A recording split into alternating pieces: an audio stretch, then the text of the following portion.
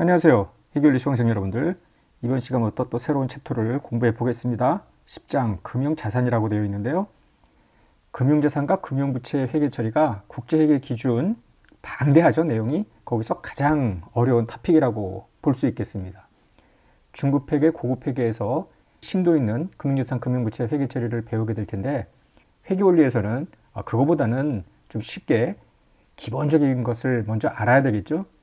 따라서 10장부터 시작해서 10장, 11장, 12장 내용이 좀 많습니다. 금융자산을 공부하는데요. 좀 잘라서 보기로 하는 거예요. 10장에서는 현금 및 현금성 자산과 수취채권, 11장에서는 다른 회사가 발행한 주식 등의 어떤 지분 상품의 회계 처리, 12장은 다른 회사가 발행한 사채와 같은 이런 채무 상품을 가지고 있을 때 회계 처리 이렇게 나누어서 보고요. 13장에서 금융부채를 공부하겠습니다. 일단 10장에서는 금융자산이 무엇인지를 먼저 보고요. 현금 및 현금성 자산을 10장에서 보기로 했죠. 저수취채권하고 현금 및 현금성 자산이 무엇인지 어떻게 분류하는지, 현금 과부족이라는 게 있고요. 당좌예금과 은행계정 수정표, 매출채권의 발생 및 손상차손 제거 등을 10장에서 보기로 합니다. 굉장히 낯설죠? 배우고 나면은 또 그런가 보다 라는 생각이 들 거예요.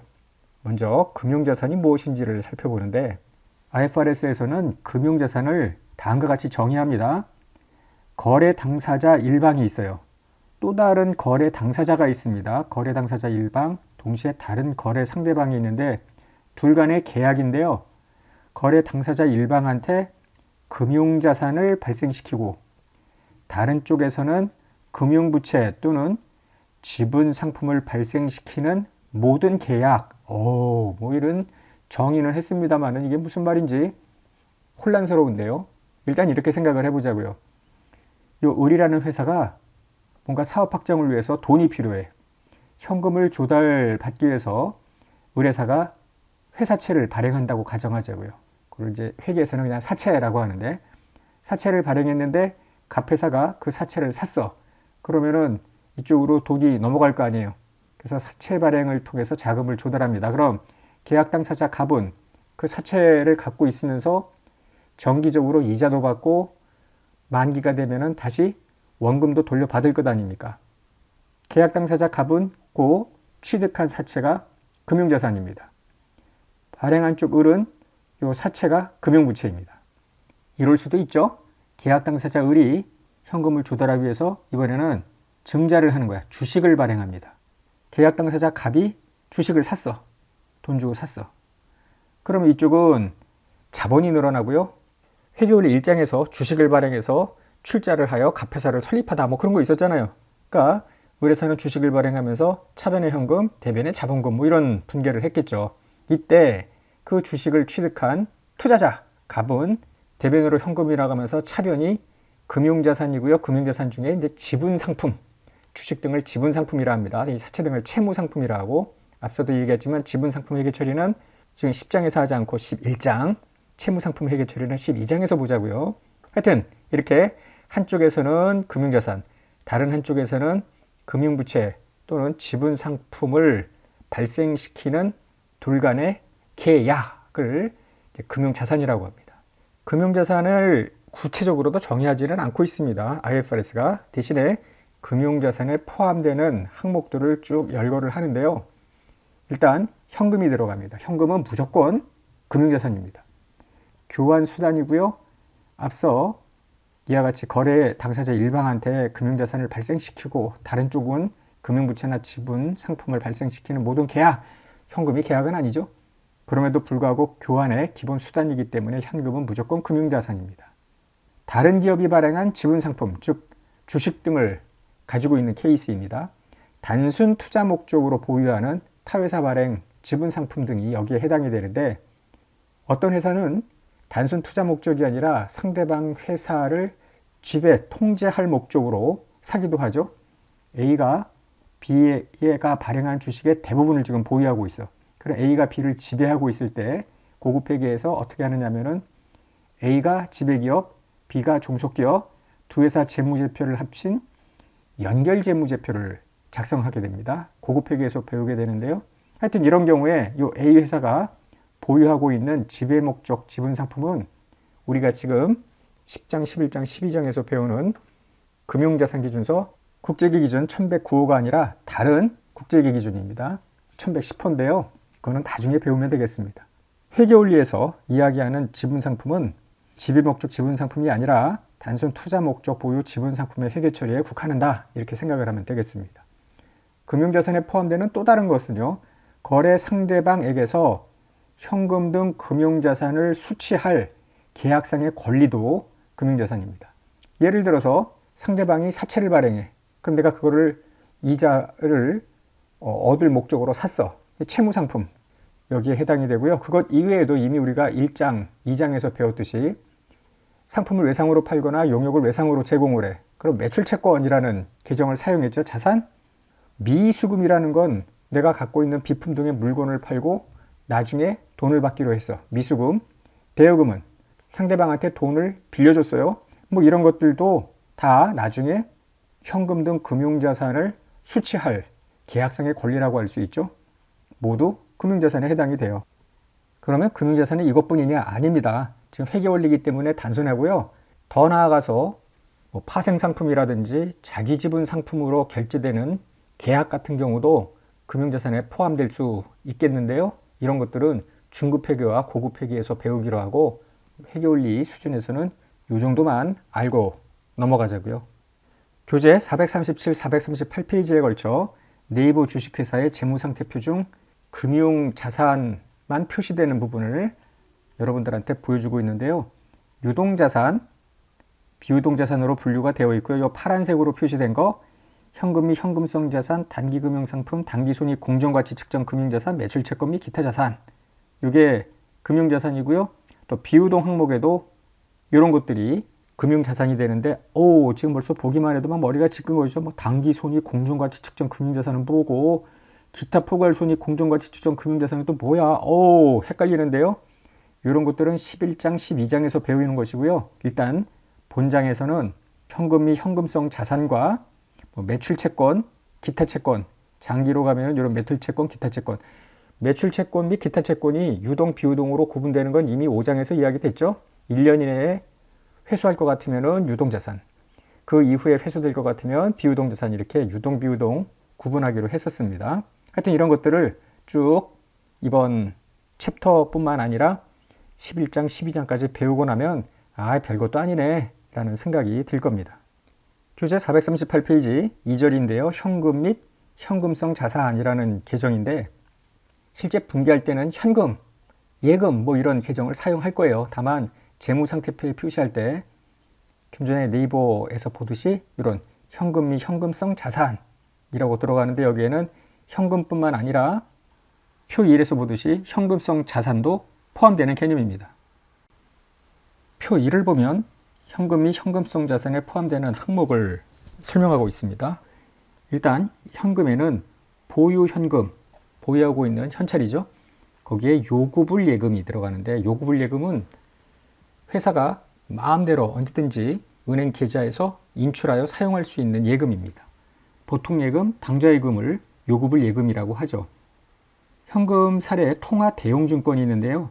통화나 다름없는 증권, 수표를 이야기합니다. 타인 발행 수표라든지 은행이 발행한 자기압 수표 이런 것들이 통화 대용증권입니다.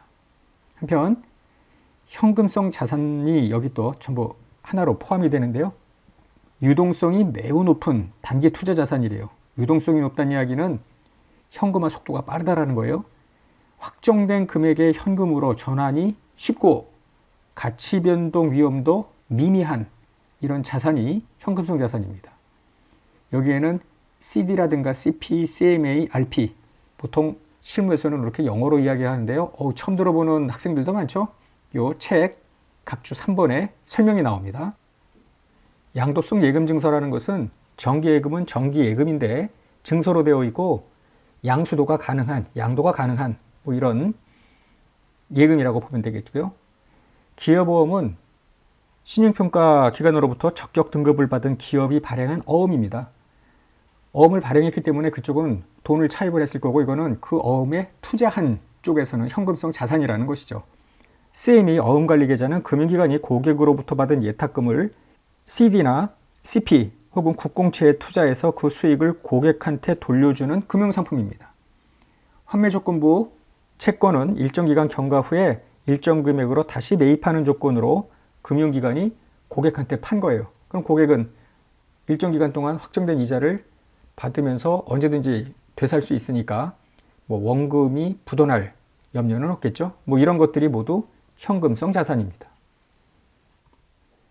예제를 보겠습니다. 단기말 현재 다음과 같은 자산을 보유한대요. 한국이 통화, 타임 발행 수표, 차용 증서. 차용 증서는 빌려주고 어떤 증서를 받은 겁니다. 우표, 당좌예금, 사용제한예금. 이런 6가지 항목 중에 단기말 재무상태표에 현금 및 현금성 자산으로 표시될 거를 고르라 하는 건데요. 통화 당연히 들어가고요. 타임 발행 수표, 이게 통화 대용증권 아니에요. 남한테 빌려줬대. 차용증서, 이건 대여금으로 표시가 됩니다. 우표와 같은 것은 소모품, 금액이 소소하면 소모품 B 이렇게 될 테고요. 당좌 예금과 같은 요구불 예금, 당연히 현금 및 현금성 자산에 들어간다고 했죠. 사용제한 예금은 인출이 자유롭지 않다라는 거예요. 뭔가 담보로 제공된 예금 같은 것이 여기에 해당이 되기 때문에 이거는 별도로 구분 표시하고요. 마음껏 내가 원할 때마다 인출이 가능한 요구불 예금, 현금 및 현금성 자산에 포함되는 것은 아닙니다. 따라서 답은 31만이 되겠습니다. 다음 절에서는 현금 과부족에 대한 이야기를 하는데요. 현금 과부족, 현금 and 부족 이게 아니고요. 과부족, 과하다, 넘쳐난다, 그다음에 부족, 뭐 이런 이야기입니다. 현금 과부족이라는 계정인데요. 굉장히 어색하죠? 한자를 쓰려니까. 현금 과부족은 뭐냐면은 회사가 실제로 보유하고 있는, 금고에 보유하고 있는 금액이 1000인가 봐. 그런데 요거를 장부상 금액도 1000이면은 좋겠죠. 현금이 수시로 입금 출금 될 때 장부에도 즉시 기록을 했으면 좋겠는데 잠깐의 시차가 있을 수도 있겠고요. 또 어떤 경우에는 장부에 기록하지 않고 슬쩍 빼가는 경우도 있을 거 아닙니까? 어떤 직원한테 거래 승인, 거래의 기록, 해당 자산의 관리, 이 3가지 중에 2가지 이상을 함께 묶어서 어떤 오더를 주면은 문제가 일어날 수 있어요. 예를 들어서 현금을 보유하고 관리를 하고 기록을 하는 걸 한 직원이 다 해. 그러면은 돈을 받아도 입금 처리 안 하고 자기가 가지고 나가서 이리저리 쓰면 될 거 아니에요. 가끔씩 우리가 거액의 현금 횡령이 일어났다라는 기업 내에서 보도를 보는데요. 그거는 직원 한 사람이 기록과 자산 관리를 다 하기 때문에 그래요. 더 나아가서 거래 승인까지 한쪽에 다 몰려 있다면은 얼마든지 자기 돈처럼 회사 돈인데 끌어다가 쓰고 뭐 주식 투자를 하든지 뭐 다른 데 쓰든지 뭐 경마장을 가든지 뭐 노름을 하든지 뭐 여러 가지가 있을 거 아닙니까? 그죠? 그래서 반드시 회사는 승인, 기록, 자산 관리 이 3가지를 구분해 놓는 내부 통제가 필요한데 이거와 관련된 세부적인 내용은 회계감사에서 보면 되겠습니다. 하여튼 회사의 내부 통제 목적상 이런 현금의 횡령 위험이 높기 때문에 독립적인 제3자가 불시에 회사 금고에 현금을 세볼 필요가 있어요. 현금 실사. 그리고 장부상, 장부라 하면 이때 현금 출납부, 현금 총계장 원장을 이야기하죠. 현금 출납부, 현금 실사를 할 필요가 있겠습니다. 이때 보유 현금하고 장부상 잔액이 불일치하면 장부상 금액이 더 높을 수도 있고 낮을 수도 있고, 이때 현금이 너무 많거나 현금이 부족하거나, 여기 현금 과부족이라는 계정은 차변일 수도 있고 대변일 수도 있겠는데요. 현금 과부족을 인식을 하는 거예요. 일단은. 그리고 나서 왜 불일치가 됐지? 원인을 규명해서 해당 계정으로 대체를 하면 되겠죠. 만약에 차요인을 찾지 못하면은 단기 손실, 단기 비용, 뭐 자비익, 잡손실 등으로 회계 처리하면 되겠습니다. 분계 사례를 한번 볼까요? 현금이 부족한 케이스인데요. 예를 들어 장부상으로는 1000인데 실사를 해보니까 900분이 없어. 그러면 일단 장부상 현금 금액이 너무 많잖아요. 100만큼 죽여놓고 현금 과부족 차변입니다. 잠재적인 임시 비용 계정이죠. 그래 놓고 나서 왜 부족하지? 보았더니 교통비를 지출했는데 그걸 장부에 아직 기록을 안 한 케이스야. 그렇다면 그때 가서 현금 과부족을 죽이면서 교통비 이러면 되고요. 도저히 왜 100만큼 구멍이 났는지 모르겠어. 그러면은 결산일에 가서 결산일까지 모르면 현금 과부족 죽이면서 잡손실 이와 같이 회계 처리하면 되죠. 반대로 장부상 금액은 1000인데 실사를 해보니까 1100이야. 그럼 100만큼 현금을 늘려야죠. 현금 과부족 이번에는 대변 계정입니다. 왜 더 많지? 봤더니 매출 채권을 거래처로부터 회수했는데 아차 장부 기록을 안 한 거야. 그러면 현금 과부족 죽이면서 매출 채권도 죽이면 되겠죠. 매출 채권이 회수가 된 거니까 도저히 모르겠대 왜 현금이 많은지. 그러면 현금 과부족 빼면서 잡이익 이런 회계 처리를 하면 되겠습니다. 예제 2번 볼까요? 현금 과부족과 관련된 거래 내역이라는데 12월 1일에 회사의 금고를 실사하니 현금 보유액이 38만 원이래요. 근데 현금 장부를 들여다보니 요 장부상의 잔액보다 실사한 금액이 10만 원 부족하대. 그러면은 실제 현금 보유액이 장부상 금액보다 10만 원 부족하니 요 12월 1일에 일단 현금을 죽이고 현금 과부족 차변에다가 집어넣어야죠. 12월 6일에 요 10만 원 부족액 중 6만 원 회계팀장이 야근 후에 교통비로 사용한 건데 그게 제대로 기록이 안 됐다는 거죠. 따라서 비용 인식하면서 6만 원만큼 현금 과부족을 죽여버리죠. 결산일인 12월 말일까지 4만 원의 차이 원인은 밝혀지지 않았대요. 참 큰일이긴 해요. 이렇게 밝혀지지 못하는 정도의 내부 통제라면은 회사에 문제가 있는 거예요. 하여튼 뭐 그런 것들은 이제 회계 감사에서 배우기로 하고 일단 회계 처리 잘 모르겠어 그러면은 나머지 현금 과부족을 다 없애버리면서 잡손실 이런 회계 처리를 하면 되겠습니다. 교재 443페이지 당좌예금 은행계정 조정표 이런 타이틀로 새로운 내용을 또 공부해 보겠습니다. 당좌예금, 당좌수표 이야기는 앞서 잠깐 이야기를 했는데요. 회사가 은행에 당좌예금 계좌를 오픈합니다. 우리들이 보통 예금 계좌를 오픈하는 것과 유사하죠. 다만 다른 점은 당좌예금 계좌를 오픈하면 거기서 빈 백지 수표를 받아요. 당좌수표. 그래서 이 수표에 금액을 쓰는 란이 있고요. 발행일, 발행자 인감 넣어야 될 이런 칸이 있겠죠. 그래서 거래 상대방한테 1000만 원을 줘야 될 것 같아. 그럼 현찰을 1000만 원 보유하고 있는 회사는 흔치 않을 테니까 도난의 위험도 있고요. 이 당좌 수표를 써서 날짜도 쓰고요. 20X1년 5월 10일 이런 식으로. 그럼 5월 12일이 발행일이고요. 법인 인감 날인해서 주면은 요거 가져가서 은행에 제출을 하면 하루 내지 이틀 후에 내 계좌로 들어옵니다. 수표 결제 시스템의 결제 과정을 거쳐서요. 자, 당좌예금 계좌에 회사가 현금을 입금합니다. 그러면은 현금 죽고 당좌예금이 올라가죠. 당좌예금 계좌에 500만 원뿐이 없는데 만약에 1000만 원짜리 수표를 발행하잖아요. 그러면은 지급 거절이 되고 그것이 바로 부도수표라고 하는 거예요. 그래서 항상 수표를 발행할 때에는 충분한 잔액이 있는지 확인한 다음에 수표를 발행해야 되겠죠.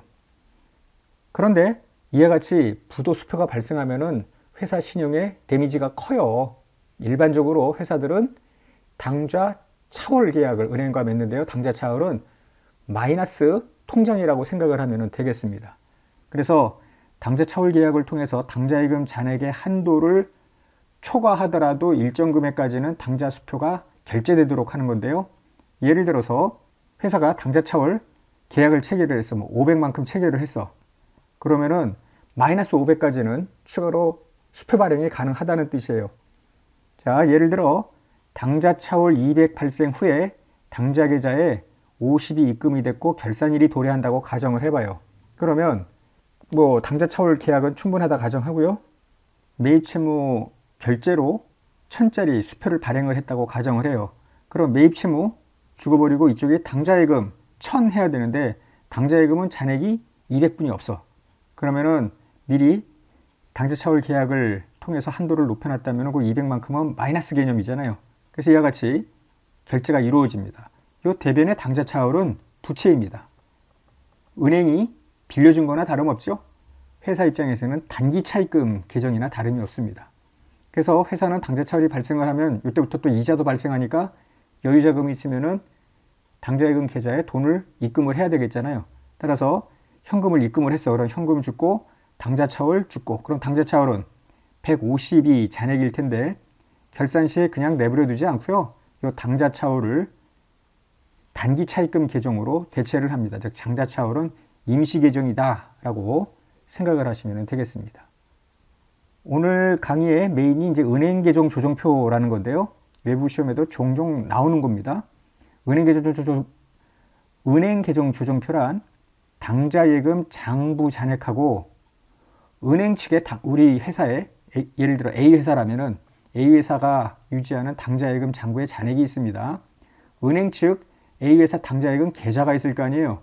이게 항상 연동이 될 테니까 이 잔액은 일치해야 되겠지만 어떤 원인에 의해서 이게 불일치되는 경우가 있겠습니다. 이때 불일치할 경우에 차이 원인을 규명하기 위해서 회사가 임의로 작성하는 조정표를 은행 계정 조정표라고 하는 거예요.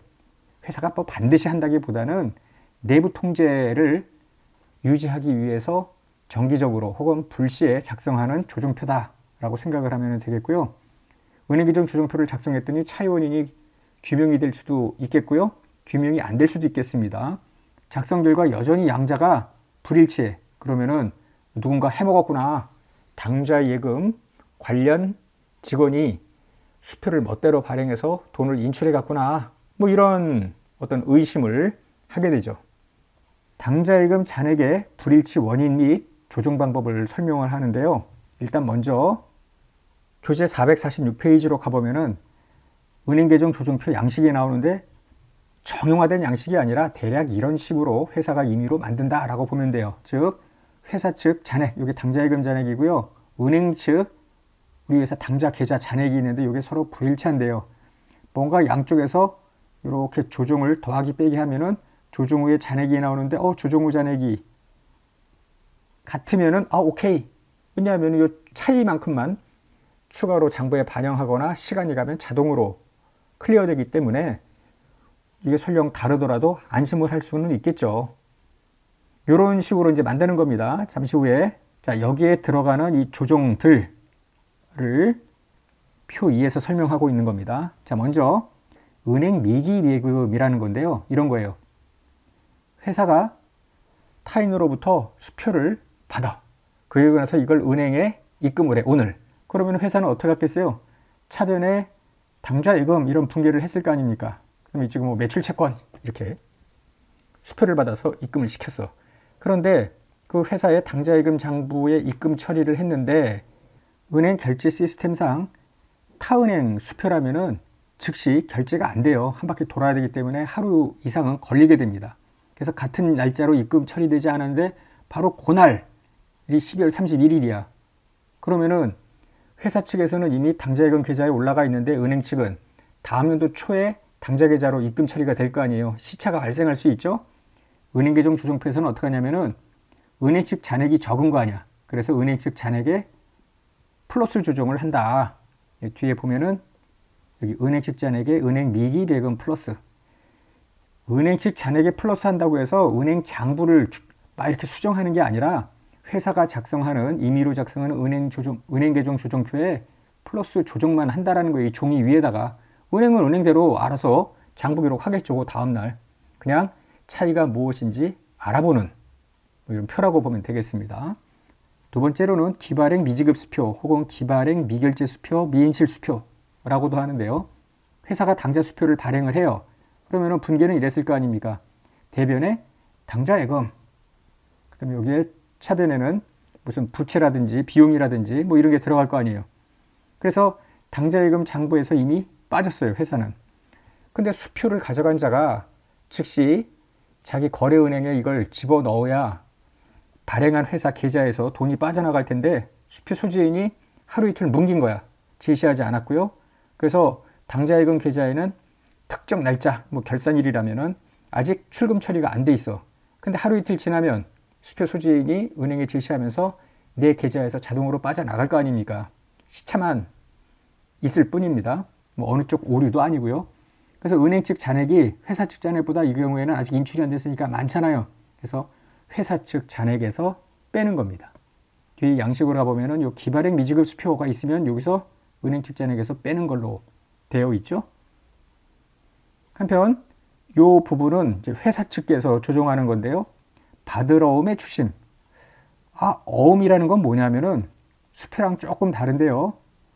수표는 발행일, 예를 들어 20X1년 5월 1일 하면은 이 수표를 5월 1일 날 발행했으면 가져간 자가 즉시 은행에다가 제시하면 발행자의 계좌에 있는 현금이 내 계좌로 넘어오는 거예요. 이게 수표입니다.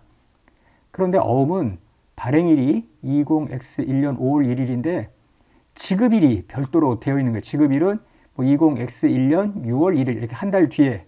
그러니까 5월 1일 날 발행한 어음을 갖고 있더라도 즉시 현금화할 수 없고 한 달을 기다렸다가 은행에 제시하면 그때 어음 발행인의 계좌에서 내 계좌로 현금이 이체가 되는 거죠. 그런데 깜빡 잊고 6월 2일, 6월 3일이 됐어. 이러면은 문제가 복잡해져요. 요 지급일에 반드시 제시가 돼야만 돈이 들어오는 거죠. 그러니까 어음 거래가 상당히 많은 회사 같은 경우에는 이거 관리도 쉽지는 않아요. 그래서 귀찮으니 이 받으러움을, 여기 받으러움입니다. 매출채권과 같은 수취채권, 이거를 은행에다가 수탁을 시키는 거예요. 그리고 은행이 날짜가 되면 대신 받아주는, 이거를 받으러움의 추심이라고 하는 겁니다. 자, 회사의 받으러움을 은행이 대신 받았어. 그래서 이 회사의 당좌 계좌에 입금을 시켰는데 회사가 이를 모르고 있는 거야. 입금 기록을 안 했대요. 뭐 통보받지 못하여. 통보는 했겠지만 멍청하게 가만히 있었다. 뭐 이런 게 더 낫죠. 아무려면 은행이 통지를 안 했겠습니까? 어쨌거나 입금 기록을 했어야 되는데 안 했기 때문에 은행계좌조정표에서는 매출채권 등 받으러움을 대변으로 죽이고 당좌예금을 증액시키는 가산조정을 해야 되겠죠. 부도수표라는 겁니다. 회사는 다른 회사로부터 받은 수표를 거래처로 받은 수표죠. 이거를 수취해서 장부에 입금 처리했어요. 차변에 당좌예금, 그리고 은행에다가 집어넣었죠. 그런데 이 수표가 은행 결제 과정에서 발행자의 어떤 자금이 충분치 않으면 부도수표라고 그랬잖아요. 부도수표로 판명되는 바람에 입금 처리가 안 된 겁니다. 회사는 모르고 있었고 까맣게. 그러면 회사가 부랴부랴 감소 처리해야 되겠죠. 부도난 거 입금 취소가 돼야 되니까. 은행 수수료나 이자 비용 등이 있습니다. 어음 추심료, 뭐 공짜로 추심해 주는 건 아니잖아요. 수수료를 받고요. 만약에 당좌 차올이 있었으면 이자 비용 등이 회사 당좌예금 계좌에서 빠져나갈 텐데 회사가 이러한 사실을 모르고 출금 기록을 안 했대요. 그러면은 빼줘야지. 지금 보다 보면은 전부 회사가 제때 받으러옴 추심 입금 기록 부도수표는 입금 처리했으면 빨리 취소하고 은행 수수료도 해야 되는데 제때 못했다라는 거 아니에요. 실제 이런 일이 발생하기는 어렵죠. 근데 책이니까 시험 문제니까 이런 것들이 있을 수가 있겠고요. 하여튼 회사 측 마이너스입니다. 오류는 회사도 발생할 수 있고 은행도 발생할 수 있겠습니다. 뭐 공 하나를 더 친다든지 덜 친다든지. 은행은 반드시 100% 정확할까요? 꼭 그렇진 않습니다. 저도 과거에 어떤 기억이 있느냐 하면은 신용카드 명세서를 매월 보지는 않는데 어떤 월에 유심히 한번 그날 봤어요. 그때는. 그랬더니 같은 금액이 2번 인출이 결제가 된 케이스가 있었습니다. 그래서 카드회사에다가 연락을 해서 환급받은 적이 있겠는데요. 자, 회사나 은행 뭐 오류가 발생할 수 있겠고요. 그럼 그 오류를 발생한 오류만큼 가산 또는 차감하는 조정을 하면 되겠습니다. 그래서 은행계좌 조정표를 다시 들여다보면 받으러움을 추심했대. 모르고 있었어. 더 해줘야죠. 부도수표래. 여기는 지금 빠진 거 아니에요. 그럼 나도 빼야지. 은행 수수료 이자 비용 은행 실장에서 빠져 있을 거 아니에요. 나도 빼야지. 한편 회사 측에서 뭔가 잘못, 은행 측에서 뭔가 잘못 회계 처리됐으면은 오류의 반대 금액만큼 더하거나 빼면 되겠죠. 그래서 양자의 금액이 일치되는지 확인하면 될 거고요. 은행 측 조정사항은 오류를 제외하고는 시간이 경과되면은 자연히 클리어 되는 거예요. 그리고 설령 은행 측 오류가 있더라도 이건 은행 측에서 수정하는 거니까 나와는 무관한 거고요. 만약에 은행규정 조정표를 작성하고 수정 공개를 하라고 하면은 요 회사 측 조정 사항만 장부에 반영하면 되겠습니다. 자, 예제 3번 은행계정 조정표 작성해보고 오늘 강의 끝낼게요. 2년도 12월 31일 현재 A회사의 당좌예금 계정 잔액이 42,000이래. 근데 은행으로부터 수취한 A회사의 은행 조회서를 보니까, 즉 은행 측 계좌 잔액입니다. 98,000원으로 뭐 이렇게 많지? 그럼 어느 금액이 정확한 금액이야? 차이 원인을 당연히 파악해야 될 거 아닙니까? A회사가 12월 29일에 수표를 47,000짜리 발행을 했대요. 그러면은 A회사 장부에서는 이미 빠져나갔을 거 아니야. 근데 은행을 보니까 아직 수표가 은행으로 들어오지 않았어요. 즉 수표를 가져간 자가 은행에 제시를 안 했다는 거죠. 그러면 요 기발행 미지급 수표는 47,000 은행 측 잔액에서 빼야 되죠. 회사 측 잔액, 은행 측 잔액 놓고 요거 기발행 미지급 수표 은행 측입니다. 두 번째, A회사가 12월 말일이라 입금을 해서 10,000원 수표를 발행을 했는데 은행이 아직 이를 은행 결제 시스템 타은행 발행 수표였나 보지. 그래서 아직 기록을 안 했대요. 그럼 은행 측이 뭐 다음 날이든 다다음 날이든 입금 처리가 될 거 아닙니까? 즉 은행 측 조정사항입니다. 더하기. 3번, 은행이 12월 30일에 출심한 받으러움이 20,000원이 있는데 회사는 이를 모르고 있었대. 20,000원 증액시켜야죠. 이렇게. 마지막 네 번째, 12월 중 은행이 수수료 1,000원을 인출했다는 거 아닙니까? 빠져 있습니다. 근데 회사는 모르고 있대. 1,000원 뺍니다. 그래서 조정하고 조정하니까 두 양자의 금액이 맞아 떨어졌죠. 이때 수정분계를 해라. 그러면은 요것만 하면 되겠습니다. 받으러움 추심, 당좌예금, 매출채권, 은행 수수료, 비용, 당좌예금 이런 식으로. 그런데 만약에 이렇게 조정을 했는데 이쪽이 61,000이 아니라 51,000이야. 그럼 은행 측 잔액이 제대로 된 금액일 거 아닙니까? 왜 이렇게 더 적지? 혹은 71,000이야. 뭐 이럴 수도 있고. 그러면 이 차이의 원인을 쫓아가야죠. 일반적으로 당좌 예금 잔액을 기록하는 자가 당좌 수표 관리까지 하면은 이런 횡령의 위험이 높아지는 겁니다. 그래서 내부 통제를 좀 스트롱하게 구축하고 운용할 필요가 있겠죠. 자, 오늘 강의 여기서 마치겠습니다. 목숨 많이 하세요.